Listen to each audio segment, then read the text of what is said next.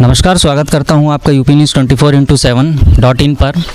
आज मैं आपको लेके आया हूं उत्तर प्रदेश के बलिया ज़िले में गांव डूहा बिहरा में, जहां पे एक महाशक्तिपीठ श्री वनखंडी नाथ श्री नागेश्वर महादेव जी का एक मठ है, जो कि बहुत प्राचीन है और इस गांव के लिए बहुत ही एक संस्कृति, भारतीय संस्कृति और सनातन धर्म से जुड़ा हुआ एक मठ है। आइए मैं आज आपको इसके अंदर ले चलता हूं। ये बहुत ही एक अलौकिक संस्कृति है। श्री मौनी बाबा जी द्वारा ये बनाया गया मठ है, जो कि काफ़ी सालों से यहाँ पे चलता आ रहा है और अभी भी जो है लगभग बना हुआ है पूरा, कहीं से कोई दिक्कत कोई परेशानी नहीं दिखती है। इसके पास में बिल्कुल चिपक के गंगा की धारा, सरयू धारा जो है, घाघरा नदी की धारा जो है वो बहती है। आइए आज आपको मैं लेके चलता हूँ मंदिर के अंदर।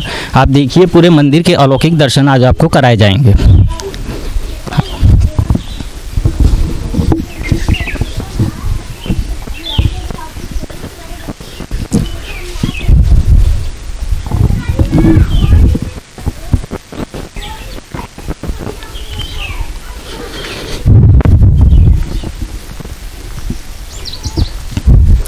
आपको मैं लेके आके ये अंदर चला आया हूँ। ये मौनी बाबा जो हैं हमारा, उनका मठ है। मौनी बाबा जी के बारे में जहाँ तक हमें सूत्रों के माध्यम से जो पता चला है, उन्होंने 14 वर्ष तक मौन व्रत का वनवास रखा था। यानी कहने का मतलब ये है कि मौनी बाबा जो हैं, जो इस मठ के जो संचालक हैं, उन्होंने जो है 14 वर्षों तक बिना बोले जो है अपना व्रत पूरा किया था। और आज भी उनकी कृपा से ये पूरा मठ जो है, मैं एक बार कैमरामैन से कहूँगा ज़रा इधर की तरफ दिखाएं थोड़ा सा, ये पूरा मठ जो है आज भी उनके द्वारा संचालित किया जाता है। आइए मैं आपको और भी आगे लेके चलता हूँ ताकि वहाँ से आपको दर्शन हो पाए।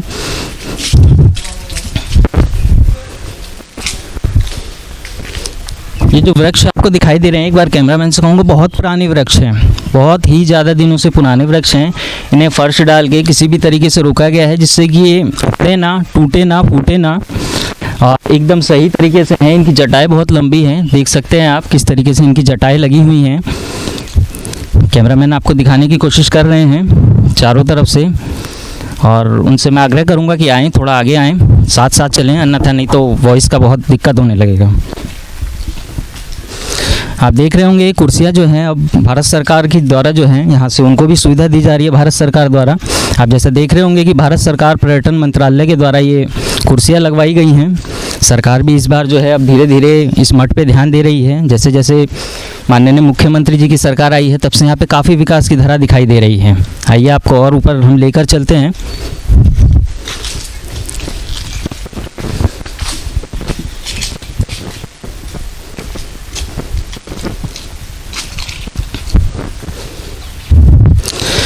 यहाँ पे दो स्वतंत्रता संग्रामियों की मूर्ति लगी हुई है। जैसा कि आप देख रहे हैं, पहले जो स्वतंत्रता संग्राम सेनानी हैं वो हमारे स्वामी सच्चिदानंद भारती हैं, जो कि यहाँ पर पहले महंत भी रह चुके हैं। और दूसरी जो तस्वीर आप देख रहे हैं वो डॉक्टर सीताराम गुप्ता जी हैं, जो कि एक स्वतंत्रता संग्रामी रह चुके हैं। जैसा कि आपको यहाँ पर भी दिखाई दे रहा होगा, इस पे लिखा हुआ है कि स्वतंत्रता संग्राम की सक्रिय भागीदारी के कारण ब्रिटिश सरकार के द्वारा इनको दिनांक 4 तारीख चौथे महीने 1941 ईस्वी को जेल भेजा गया था, तथा दिनांक 25/11/1941 को जिला कारागार वाराणसी से मुक्त किया गया था। तो ये जो स्वतंत्रता संग्राम में भागीदारी रहे हैं और इस मठ के महंत भी रहे हैं, ये बहुत ही अच्छी बात है कि महंत भी रहे हैं और देखिए स्वतंत्रता संग्राम में इन्होंने भागीदारी भी ली है। ये इस गांव के लिए बहुत ही समुचित और सक्रिय पल है। कैमरामैन आपको जैसा कि दिखा रहे हैं पूरी तरीके से।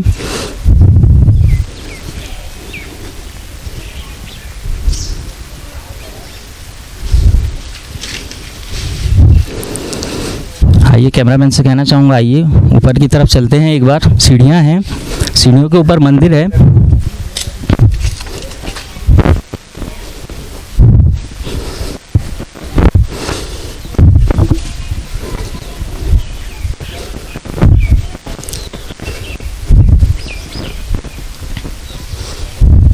ये इस मठ का पहला गेट है। ये सीढ़ियाँ बनवाई गई हैं, जैसा कि आप कैमरे में देख रहे होंगे, ये सीढ़ियाँ बनवाई गई हैं बाबा के द्वारा। और ये इस मठ का पहला गेट है, जिसके द्वारा इसका खुलने का समय भी है, जो कि भक्तों के लिए खोला जाता है समय से 11 बजे से दोपहर 5 बजे तक। उसके बाद जो है मंदिर के कपाट बंद रह जाते हैं। जैसे जैसे कोरोना काल में सभी मंदिरों के कपाट बंद होते हैं, ठीक उसी तरह इस मंदिर के कपाट भी बंद हो जाते हैं।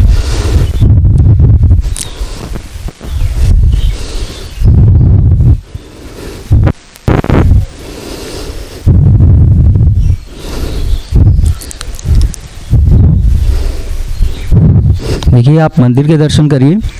मंदिर आप देख सकते हैं, ये अभी तो इसमें ताला लगा हुआ है मंदिर के अंदर। कैमरामैन से कहूँगा कि एक बार ज़रा दिखाएं दर्शकों को अच्छे तरीके से। भव्य मंदिर है, भव्य मंदिर बना हुआ है,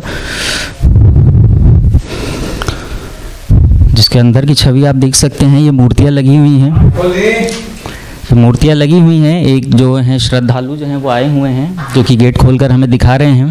दर्शकों के लिए जो है पुजारी जी भी आए हुए हैं, वो भी जो हैं आप देखिए। इस तमाम मूर्तियाँ जो हैं लगी हुई हैं जी। जैसा कि मैं आपको मंदिर के अंदर लेके आया हूँ, आप देख सकते हैं। कैमरामैन आपको इधर की साइड से ज़रा दिखाएंगे तो सारी मूर्तियाँ आपको नज़र आएंगी। बीच में जो है यहाँ पे बहुत सारी मूर्तियाँ लगी हैं और सबसे पीछे माँ दुर्गा की मूर्ति लगी हुई है, जो कि अष्टहाथों में बनी हुई है। पहली जो मूर्ति यहाँ पे लगी हुई है, कैमरामैन ज़रा इस तरफ से आगे दिखाएं। पहली जो मूर्ति इसमें लगी हुई है वो शैलीपुत्री की मूर्ति है। दूसरी मूर्ति जो है ब्रह्मचारिणी जी की है। तीसरी जो है चंद्रघंटा जी की है। और चौथी मूर्ति जो है कृष्ण मांडा जी की है। और पाँचवीं मूर्ति स्कंद माता जी की। और छठी मूर्ति जो है कात्यायनी जी की है। और उसके बाद कालरात्रि जी, महागौरी जी, और उसके बाद सिद्धिदात्री जी की मूर्ति यहाँ पे लगी हुई है।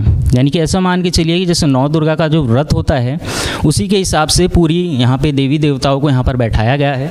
और साक्षात माँ दुर्गा के दर्शन आप यहाँ पर देख सकते हैं, किस तरीके से माँ दुर्गा जो हैं इन मूर्तियों के पीछे एकदम भव्य रूप में एकदम विराजमान हैं। आप उन्हें देख सकते हैं। यहाँ भी कैमरामैन से कहूँगा, देखिए कुछ चरण पादुकाएँ, कुछ चरण स्पर्श और शिवलिंग की तरीके से बनाए गए हैं। बहुत ही अच्छा और मनमोहक दृश्य है, बहुत ही अच्छा और मनमोहक दृश्य है। कुछ यहाँ पे सिंह रूप में भी ये कुछ मूर्तियाँ तैयार करी गई हैं, जो कि देखने में एकदम अलौकिक और एकदम सांस्कृतिक लग रही हैं। आइए मैं कैमरामैन से कहूँगा ज़रा एक बार ऊपर की तरफ भी दिखाइए। ये देखिए ऊपर की तरफ किस तरीके से मूर्तियाँ देखिए लगी हुई हैं। एक भव्य विशाल मंदिर है, जो कि प्रदेश के लोगों से अभी तक छुपा हुआ है। आज इस चैनल के माध्यम से मैं आपको दिखा रहा हूँ। आप यहाँ पर बिल्कुल आइए। यहाँ पर बहुत ही भव्य तरीके का मंदिर बना हुआ है बाबा मौनीश्वर द्वारा, जिन्होंने कि 14 वर्ष तक मौन व्रत रखा था। उनके द्वारा ये मंदिर का संचालन किया जाता है और उन्हीं के द्वारा सारे कार्य किया जाता है। मैं कहूँगा कैमरामैन से और आगे आएँ। आइए मैं आपको और आगे लेकर चलता हूँ। जैसा कि मैं अपने कैमरामैन से कहना चाहूँगा कि ये देखिए एक नए तरीके का कुछ यहाँ पे निर्माण हो रहा है मंदिर के लिए। आने वाले कुछ समय में जैसे ही निर्माण होगा, हम दोबारा से यहाँ आएंगे और आके अपने सभी दर्शकों को दोबारा से दिखाया जाएगा।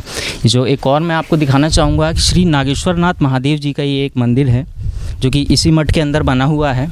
इसके अंदर पुजारी जी के द्वारा बताया जाता है कि बहुत सारे भक्त आते हैं और पूजा अर्चना करने मात्र से ही उनकी मन की सारी मनोकामनाएं पूरी होती हैं। आप देख सकते हैं यहाँ पर किस तरीके से नंदी रूप में शिव जी विराजे हुए हैं। अंदर बहुत सारी अलौकिक मूर्तियाँ लगी हुई हैं। पुजारी जी बैठे हुए हैं और अंदर भी पुजारी बैठे हुए हैं और बहुत सारे लोग संचालक यहाँ पर बैठे हुए हैं। मैं कैमरामैन से कहूँगा सभी की तस्वीरें एक बार धीरे धीरे करके दिखाएं।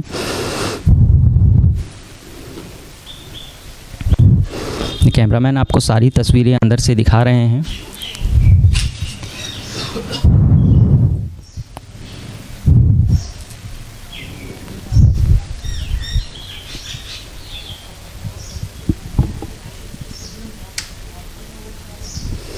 कैमरामैन के द्वारा ये सारी तस्वीरें आपको दिखाई जा रही हैं, जिसमें कि शिव जी विराजे हुए हैं, गणेश जी विराजे हुए हैं और 2 माताएं विराजी हुई हैं और एक भव्य शिवलिंग है यहाँ पर, जो कि आपको दिखाया जा रहा है, शिव रूप में है। इसी शिवलिंग की पूजा करने से सभी जितने भी श्रद्धालु यहाँ पर आते हैं, उन सभी की मनोकामनाएं पूरी की जाती हैं। भगवान के द्वारा सारी मनोकामनाएं उनकी अपने आप पूरी हो जाती हैं। आइए कुछ लोग यहाँ से बैठे हुए हैं, इनसे कुछ बातचीत करने की कोशिश करते हैं। शायद कुछ यहाँ के बारे में कुछ और जानकारी हम आपको बता पाएँ दर्शकों को अपने। क्या नाम है आपका? बाबा क्या नाम है आपका? रेवती रमण तिवारी। ये रेवती रमण तिवारी जी इनका नाम है, इनसे जानकारी लेते हैं। बाबा जी कुछ बताइए यहाँ के बारे में। ये बलखंडी नाथ मठ है जी, जो लगभग 500 साल पुराना है। नेपाल नरेश का बनवाया हुआ है। नेपाल नरेश का कोई संतान नहीं था। हाँ। तो ये महाराज जी उसी पार नेपाल में रहते थे। अच्छा। तो कामना किए पुत्र के लिए नेपाल नरेश, उनको संतान नहीं हुआ, फिर वहाँ से महाराज जी इधर आ गए और यहाँ वनखंड था, चारों तरफ वन ही था, बस्ती नहीं थी, तो यहाँ कर तपस्या करने लगे। नेपाल नरेश पता लगाते लगाते यहाँ भी पहुँच गए और यहाँ करके फिर अपनी कामना रखी। आइए मैं आपको और आगे लेकर चलता हूँ। जैसा कि मैं अपने कैमरामैन से कहना चाहूँगा कि ये देखिए एक नई तरीके का कुछ यहाँ पे निर्माण हो रहा है मंदिर के लिए। आने वाले कुछ समय में जैसे ही निर्माण होगा हम दोबारा से यहाँ आएंगे और आके अपने सभी दर्शकों को दोबारा से दिखाया जाएगा। जो एक और मैं आपको दिखाना चाहूँगा कि श्री नागेश्वरनाथ महादेव जी का ये एक मंदिर है जो कि इसी मठ के अंदर बना हुआ है।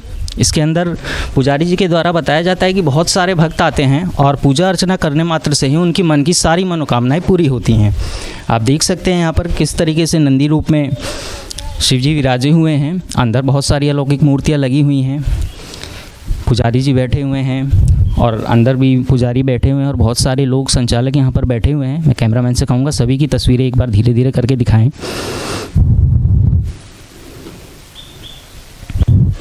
कैमरामैन आपको सारी तस्वीरें अंदर से दिखा रहे हैं।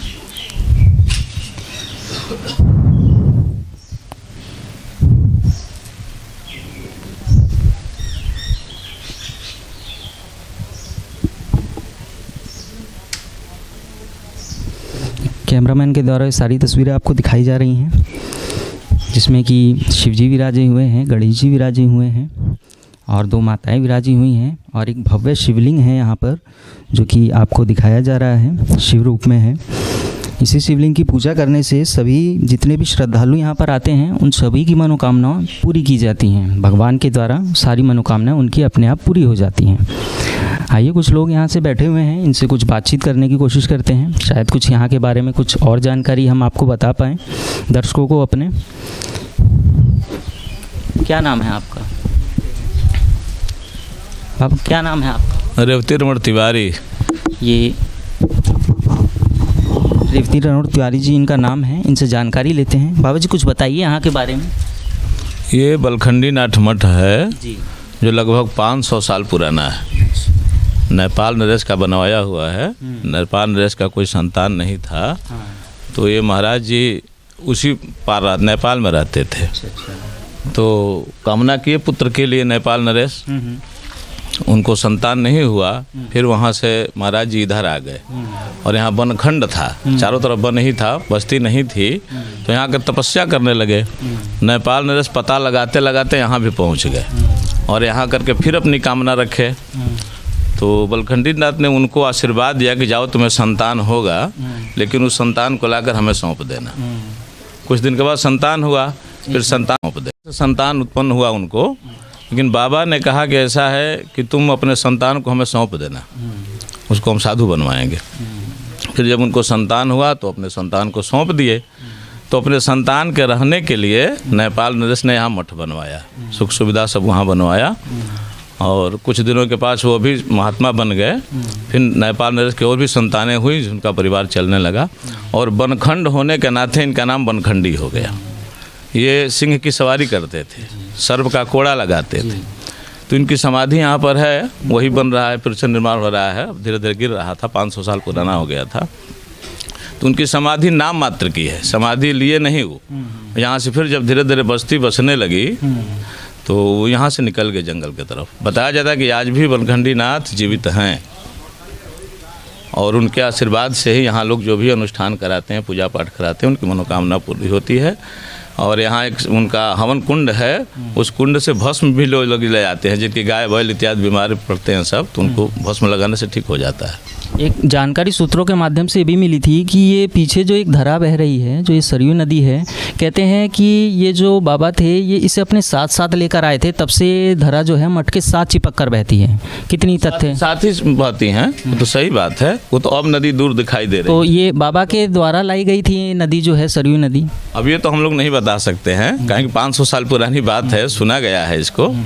और यहाँ हम लोग इस समय जो हमारे मौनी बाबा जी हैं, श्री ईश्वरदास ब्रह्मचारी, उनके द्वारा यहाँ जीर्णोद्धार का काम हमेशा चलाया जाता है।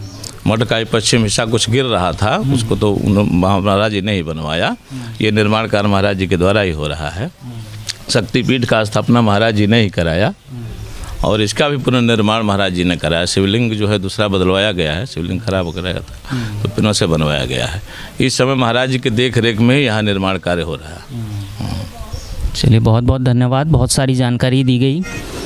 आइए मैं आपको और आगे की तरफ लेके चलता हूँ। आप कैमरामैन सभी की तस्वीरों को दिखा रहे हैं और आइए मैं आपको आगे की तरफ ले चलता हूँ। जितनी भी जानकारियाँ मिली ये एकदम सही और सटीक जानकारी हैं, क्योंकि ये लोग यहाँ पर लगातार आते हैं, पूजा पाठ करते हैं, तो इन लोगों को हमसे ज़्यादा जानकारी है। सूत्रों के माध्यम से जो भी जानकारी मिलती है उसके माध्यम से हम यहाँ तक आ पाए हैं और आगे की आइए, जैसा कि अभी जानकारी मिली थी कि एक भस्म भी है, हवन कुंड है।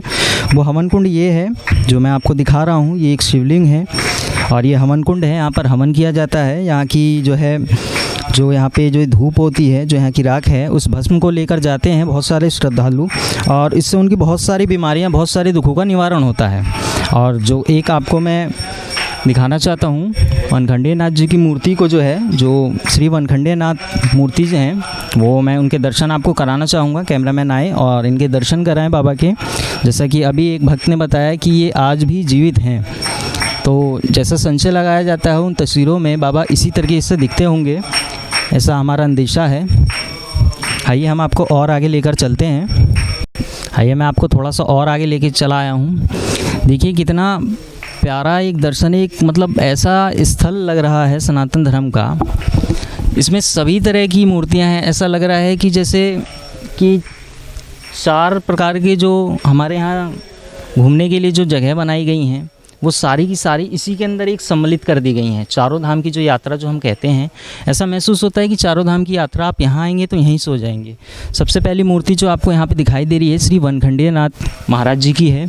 उसके बाद ये माँ गंगा की है। उसके बाद आप और आगे आएंगे तो देखेंगे तो 2 हाथी जो हैं वो बनाकर खड़े करे गए हैं यहाँ पे। और उसके बाद जो है भारती माँ, देश की जो हमारी भारती माँ हैं, वो भारती माँ की जो है हमारी मूर्ति बनाई गई है। उसके बाद आप देखेंगे तो एक और मूर्ति बनाई गई है, और जो श्री अमरनाथ गुफा होती है, जिसे श्री अमरनाथ गुफा बोला जाता है, जिसमें शिवजी पार्वती जी को कथा सुना रहे होते हैं, वो भी देखिए यहाँ पर साक्षात विराजमान करके बनाई गई है। और उसके बाद वैष्णो देवी जी का मंदिर भी यहीं पर स्थापित कर दिया गया है। तो आप देख सकते हैं कि सारी की सारी चीज़ें यहाँ पर व्यवस्थित की गई हैं। किस प्रकार से व्यवस्थित की गई हैं आप देख सकते हैं सारी की सारी चीज़ों को। और सबसे अच्छा नज़ारा मैं आपको दिखाना चाहूँगा। देखिए मठ से बिल्कुल चिपक के एकदम नदियाँ बह रही हैं। आप देखेंगे अभी तो जो है, कैमरामैन आपको दिखा रहे हैं, अभी तो जो है पानी सूखा हुआ है। अभी जैसे ही मई जून के महीने में पानी बढ़ेगा तो ये जो पानी आपको दिखाई दे रहा है, ये सीढ़ियों से लग के चलता है एकदम। जैसे एक पावन घाट होता है, जैसे मैंने अभी आपको पहले जब हम बनारस की तरफ गए थे तो जिस तरीके से वहाँ का घाट होता है, ठीक उसी तरीके से यहाँ का भी घाट हो जाता है। ये जो सीढ़ियाँ आपको दिखाई दे रही है, पानी जो है बिल्कुल इससे छू कर जाता है। एक विशालकाय नदी है, सरयू नदी, जो कि यहाँ से लेके वहाँ तक बिल्कुल आपको दिखाई देती है। ये कैमरामैन आपको दिखाने की कोशिश कर रहे हैं। मठ जो है काफ़ी नीचे तक है, अब धीरे धीरे थोड़ा सा ऊपर हो गया है जैसे जैसे सीढ़ियाँ वगैरह बनी हैं, नहीं तो इसकी ऊंचाई बहुत ज़्यादा थी। तो ये सारी जानकारी आपको हमारे द्वारा दी गई। ये सारी की सारी चीज़ें आपको यूपी न्यूज़ 24x7.in चैनल के माध्यम से सभी दर्शकों को दिखाई गई, बताई गई। इन सभी जानकारियों को आप देखिए। अगर आप आना चाहते हैं तो आप इस मठ पर आ सकते हैं। मैं आपको और भी एक चीज़ दिखाना चाहूँगा जो कि मेरे द्वारा छूट गई थी। ये सीढ़ियाँ देख रहे हैं आप, ये सीढ़ियाँ जो है श्रद्धालुओं के लिए उतरने के लिए, जैसे कि बहुत सारे त्यौहार आते हैं, हिंदू धर्म में बहुत सारे त्यौहार होते हैं, तो इस मठ से एकदम चिपक के जो नदी यहाँ पे बहती है, तो पहले जब श्रद्धालु आते थे तो उन्हें वहाँ तक पहुँचने में बड़ी समस्या होती थी, लेकिन बाबा के द्वारा ये सीढ़ियाँ बनाई गई हैं। जैसा कि आप देख रहे हैं ये सीढ़ियाँ किस प्रकार से बनाई गई हैं बाबा के द्वारा। ये इधर भी सीढ़ियाँ बनाई गई हैं, एक पुरुष के लिए द्वार बनवाया होगा शायद, और एक महिलाओं के लिए द्वार बनवाया होगा। बीच में रेलिंग लगवाई गई है बाबा के द्वारा। और आगे मैं आपको दिखाना चाहता हूँ, देखिए किस तरीके से इस मठ का निर्माण हुआ है। इस मठ ने जो है किस तरीके से इसका निर्माण हुआ है आपको दिखाना चाहता हूँ। किस तरीके से इस मठ का निर्माण हुआ है। देखिए अब तो पहले जो था मैं आपको बताना चाहूँगा, मैं बताना चाहूँगा आपको कि ये जो नदी का पानी था वो कम से कम यहाँ तक छू कर लगता था। ये मैं आपको बताता हूँ, ये 2012 तक की बात है कि जो पानी है नदी का यहाँ तक लग के चलता था 6 से 7 महीने तक, लेकिन उसके बाद भी ये दीवार जो है उसी तरीके से है। अब इसमें थोड़ी सी कमी दिखाई दी है, जिसके द्वारा इसकी मरम्मत कराई जा रही है। आप देख सकते हैं, अब थोड़ा सा नज़र आ रहा होगा आपको। और इधर की तरफ दिखाता हूँ, इधर भी छाया चित्र बनाए गए हैं। एक शिल्पकारी है जो कि मैं आपको दिखाना चाहता हूँ। देखिए किस तरीके से ये ईंटों के द्वारा और मसालों के द्वारा ये इसकी चिनाई करी गई होगी और इतना बढ़िया तरीके से मठ बनाया गया है। एक शिल्पकारी कैमरामैन आपको अभी दिखाएंगे। ये देखिए पौधे की एक शिल्पकारी बनाई गई है। ये काफ़ी पुराना समय का बना हुआ है, तो आप अंदाज़ा लगा सकते हैं कि किस तरीके से शिल्पकारी की गई होगी, क्योंकि उस समय इतने इंस्ट्रूमेंट नहीं होंगे, इतने रिसोर्स नहीं होंगे। एक ये भी शिल्पकारी देखिए आप मठ की। ये देखिए मोर बनाए हुए हैं और मोर के बीच में शायद मछली बनाई हुई है। ये भी बहुत अद्भुत और अच्छी शिल्पकारी दिखाई देने लग रही है। एक सबसे अच्छी शिल्पकारी देखिए, ये घड़ियाल की फ़ोटो बनाई गई है यहाँ पर शिल्पकार के द्वारा। ये देखिए किस तरीके से उस समय में किस प्रकार से बनाई गई होगी। देखने में ही एकदम आश्चर्यचकित लगता है कि किस प्रकार से उस समय बनी होगी। जैसा कि जानकारी के मुताबिक बताया गया कि 500 साल पुराना मठ है, तो उस समय इतने इंस्ट्रूमेंट या इतने रिसोर्स मैन मटेरियल ये सब नहीं होता होगा, लेकिन उसके बाद भी इतनी अच्छी शिल्पकारी की गई है। यहाँ भी देखिए जैसे जैसे हम आ रहे हैं थोड़ी दरारें पड़ गई हैं मठ पुराना होने के कारण, लेकिन ये देखिए शिल्पकारी इसमें कितनी अलग तरीके की है, जो कि चारों तरफ से आपको दिखाई दे रही है।